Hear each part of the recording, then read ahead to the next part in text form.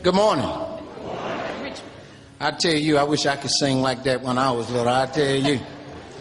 And my little man was putting it down on it. And when I was sitting there meditating, I got kind of tickled when I seen the kids and their grades. Because I'm on earth, back on earth, for the youth.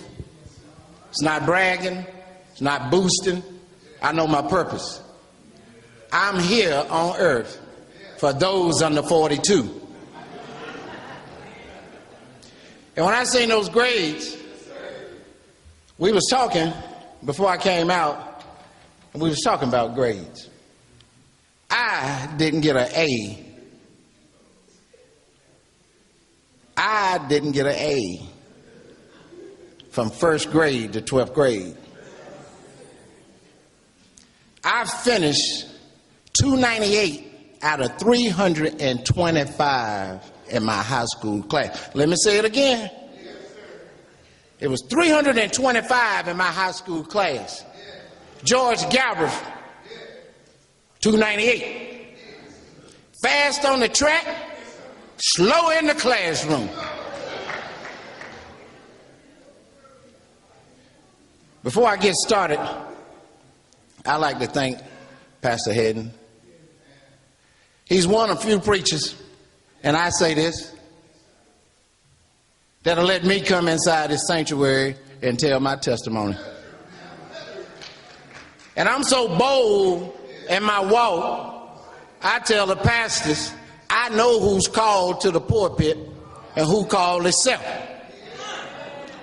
You let Gman come share his testimony, Christ call you, you won't, you call yourself. Those pastors that get mad, they call themselves. We known by our testimony. You heard the pastors preach about Paul, right? How many of y'all know anything about Acts 9? Let me tell you a little something about him. Me and him brothers. When I get ready to tell you my testimony, you'll find out, because I just know now in the last 13 years, everybody in the Bible is my brother and sister, cousin or uncle. Old Paul in Acts 9, I want you to go home tonight and read it, and I want you to break it down to your children, and your children going to say, oh, he was similar to G-Man. Because everything I've gone through is in the Bible, and I'm finding my way through the Bible to find me, if that make any sense. Old Paul in Acts 9, to lead you into my testimony, I got to tell you about two brothers, Paul and the brother in the book of Mark 5. That'll lead you into your mind, since you're so used to hearing preachers preach about Paul, Peter, Abraham, Meshach now. You'll hear about me, and you'll see I'm similar to Paul. He was on his way to go do destruction in Acts 9. Right? He got struck down on the highway, right? Let's say it was 29, and they got pulled over by the police because Paul might have been drunk. You remember he was mean. He would kill babies, ladies, men, on his way. Got struck down. On the third day, he was on straight street, scales on his eyes. How many of y'all read about that? He had a vision. Ananias was coming to touch him on the shoulder. Ananias didn't want to go and say, Lord, no, I know about Paul. He mean, go. He got a vision of you coming to touch him on the shoulder. How many of y'all read that? I heard the preachers preach that. Touched him on the shoulder, scales fell off his eyes. The Lord said he needed him because he was going to show him how much he had to suffer for him. All right, now let me tell you about my twin in the book of Mark, and I'm going to tell you my testimony. You'll see how me and these three brothers are hooked up together. Paul, Mark 5, I named him George Galbraith. Me. Then you're going to hear the testimony when I became G-Man. The brother, demon possessed, had 2,000 evil spirits. And how many of y'all read that in the Bible?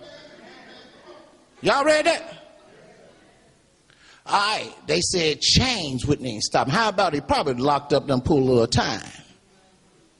They said 2,000 evil spirits. He probably hadn't forgave his mama, forgave his daddy, probably flunked out, drugged out, quit. He met the Lord on the corner of the shoreline. How many of y'all read that? The Lord didn't speak to him. He spoke to the evil spirits in him. They went out and went over in the swine, right? 2,000, right? That's why a lot of people was mad at the Lord. Look at all that barbecue. Look at all that ham. Look at all that bacon. From the rudder to the tudder. Went over in the bank. How many of y'all read that? He wanted to get on the boat with the Lord. How many of y'all read that? The Lord said no. Why? Because he had a whole lot of others on the boat that just seen him quiet in the sea and still didn't believe. So he ain't want George Galbraith to get on the boat. But guess what he told him? Go tell your family and friends what I have done for you. How many of y'all read that? All right, now here's George Galbraith. I'm in the book. I found out, and I didn't ask some pastors. If I gave my life back to Christ, that means I'm in the Lamb Book of Life. So your pastor loves you so much, he wants you to hear today from somebody out of the Lamb's Book of Life. So turn your mind and heart and spirit into the book of George.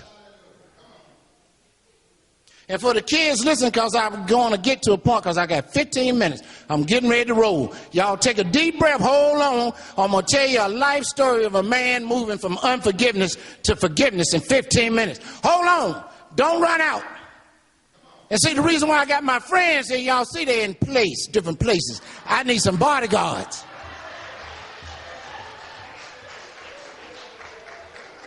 Because sometimes when you stand and tell the true life, you really won't. Some people in church will say, you offend me, G-Man. G-Man can't offend you if my head never been on your pillow. My lips never been across your body. My boots never been at the foot of your bed. I never got my lips greasy at your kitchen table. It's impossible today that my life journey offend you. What may be in my life may be similar to your life. I might be into forgiveness, moving to healing, to life and learn. You may still be in unforgiveness, and now you got to pick somebody to say, I'm offended at G-Man. But look in the mirror and say, uh-oh, I'm convicted. In 3 seconds, look at it. Blame mama, blame daddy. Started drinking at 10 years old. Didn't listen to mama. Didn't care mama taught me to cook the chicken, cut the chicken, fry the chicken, bake the chicken. I didn't care mama worked 3 jobs. I didn't care that my mama had me by a teenager. I blame mama, blame daddy. Went to school drunk, started drinking at 9, 10, weed at 12. Flunked out, barely made it out of high school. The only reason why I got on this Winston-Salem State shirt, Winston-Salem State was the only college would let me in. Tried out for the football team, got the air knocked out of me twice. 3rd time, blew out my knee. Still blaming mama, blaming daddy, wouldn't listen. Rather cheat than have studied. Started cocaine at 21. So by 21, I got that alcohol. I got that weed. I got that cocaine rolling through. Quit college. They let me come back. I quit again. At 25, I take a job in Greensboro working in the jail as a jail guard. Flunked the state test 3 times. I became the Black Barney Fife. Had the uniform on, didn't have no gun, didn't even have 1 bullet.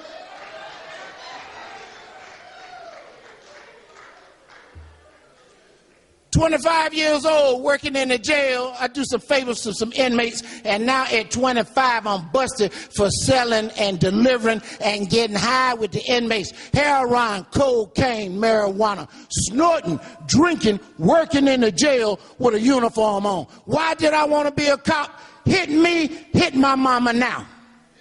I got the gun, I got the blackjack, I got the police car in the mace. I never forgiven anybody, so I needed that uniform. I needed them weapons. So don't get it twisted. Every man in a uniform ain't there to protect and serve.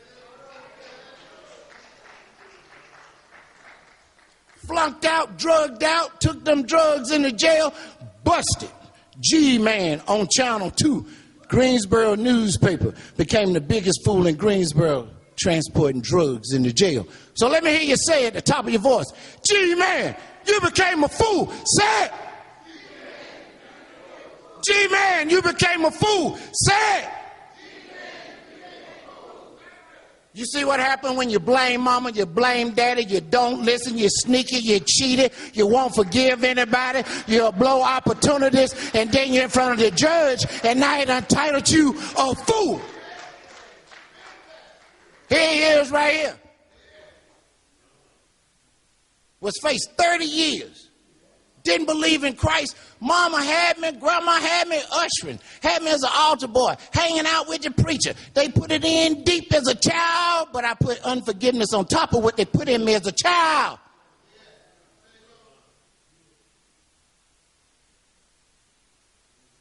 Faced 30 years. Who would change 30 years to 3 years? And I do 10 months. See what Christ will do for you before you ever call his name?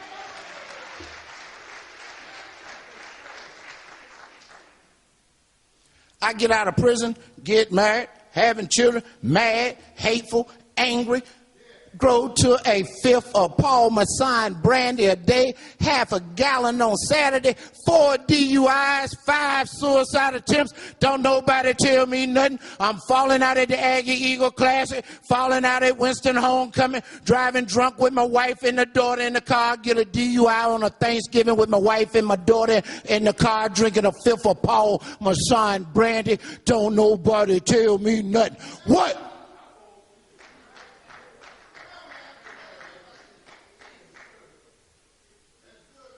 So I call myself this.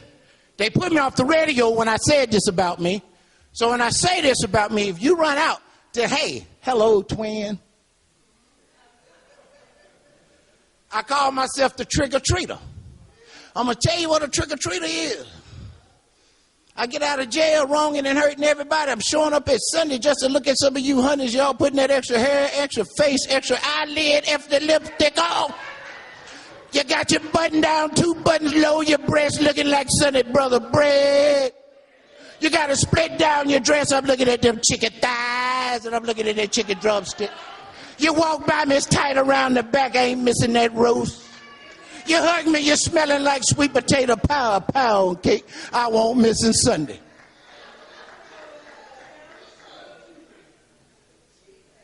The trick-or-treater. Let me tell you a definition of a trick-or-treater. Full of hate, full of anger, self-driven, all about his dollar and his dime, won't listen, won't forgive anybody, put on his fake face, come to church, usher, smile, agree to everything, Monday through Saturday, totally me, myself, and I. The preacher could have been speaking Japanese or Chinese. The only reason why I said amen, everybody else did. All my friends know this. Y'all just new to it. And a lot of churches don't want me to come. Why? I might have some trick-or-treaters sitting out here. So what I want you to do, look at your neighbor on both sides, say, do you know a trick-or-treater?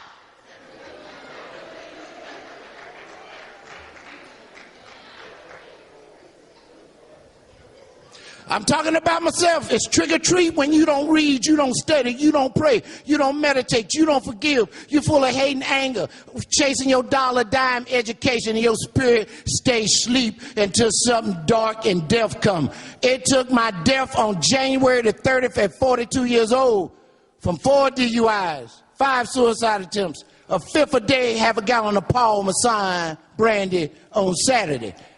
I go to treatment after that last DUI because I was going back to jail. Only reason why I went, I didn't want to go back to jail. They think I had no problem because nobody tell me what to do. January the 34th, the doctor come in at Moses Cone Behavioral Health. He yells in my left ear. He says, George, if you can hear me, there's nothing I can do for you until you have a heart attack, a stroke, an aneurysm, or all three. Your face is starting to twist. We losing you. I seen the brightest red light I ever seen in my life. Felt like I was on a free fall. My face, they said, was twisted. They said they seen me moving my lips. The doctor felt, sound like he was out on Bessemer. I said my very first prayer at 42 years old with my face twisted. My first prayer was, if it's true to you, if you take the headache and alcohol from me, let me see my daughter grow up. I'll do your will. Don't let me die in this place. I've done nothing with my life but hurt people. They say that blood pressure monitor beeped, and as it went down, 2 nurses and a doctor said my face moved back. And I'm going to prove it to you. Jolly, will you stand up, please, sir? This man right here on January the 29th, I tried to lock the doctor in the office at Moses Cone Behavior Health. I called the doctor all kind of names. I ain't know he done hit a button and called a security guard. Who pops up? Jolly pops up. What you doing here? He takes me to my room. He sits me on the edge of my bed on January 29th, 03.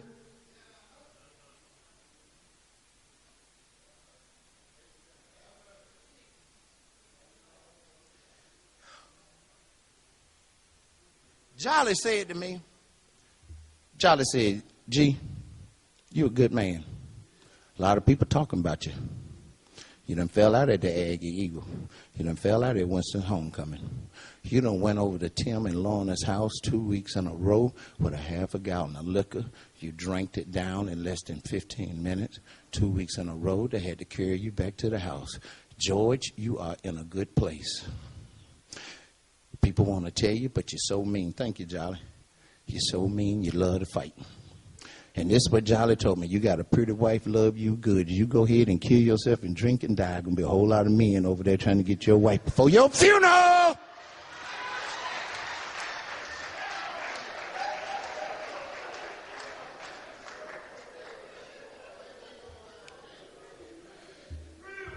It took me to lay on my back at 42 years old to give my life to Christ. And since I seen that, when I said Acts 9, I was like Paul. I was living a life of destruction. Now I'm under construction. Let me hear you say under construction. You're not complete until you got in the gate. So any of y'all think you're already there, you shouldn't have showed up here today. You're under construction. And this is the part I come to tell you about forgiveness. With assault on female, with assault with deadly weapon, with 3 felonies, 4 DUIs, possession of weed, 6 driving with license revoked. I have met 2 people 13 years ago, well, it's been 11 years, excuse me, that gave me an opportunity when every health care in 3 counties turned me down. I am a hospice aide. So who you think would raise me up when my face twisted and send me to take care of the dying? I don't take care of the sick, I take care of the dying. My nickname could be changed from G-Man to the last. I get the last shade, the last bath, the last applesauce, the last ice chip. I even wipe the last movement. God would change these hands, and when you say, I do your will, would you do his will if he sent you to take care of the dying, have you wiping and taking care of those that's dying? Who would raise me to take care of the dying? I see people that broke my record. Now you're on your back, you want to forgive. Now you sick, you want to forgive. I come to tell y'all right now, while you upright, right, you need to do it. Quit putting on a fake face. Learn to forgive your mama. Learn to forgive your daddy. Learn to forgive those that has wronged you. Learn to forgive your boyfriend, girlfriend, husband, ex-wife. Learn to forgive. Because if they was over at hospice right now, whatever them been through, you would take it and make it small. I see that a lot at hospice. People say, what's the #1 cancer you see at hospice? Unforgiveness. Now you don't want to talk to me. Don't break my record. And if you're over 42, you can start today. Quit trick-or-treating. When I say trick-or-treating, if you one of them, don't be mad at me. Come real, quit tricking, because at the end of your life, you ain't did nothing but trick yourself.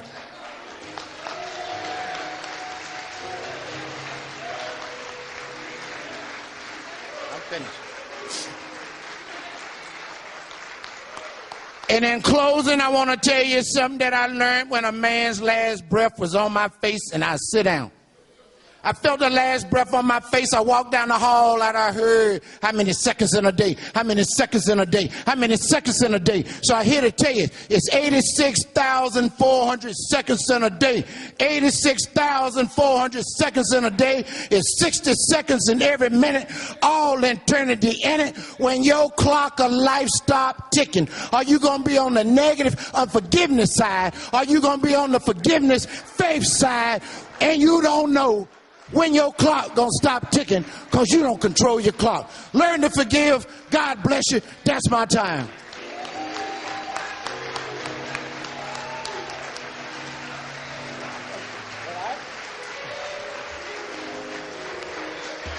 Amen. Come on, let's give Brother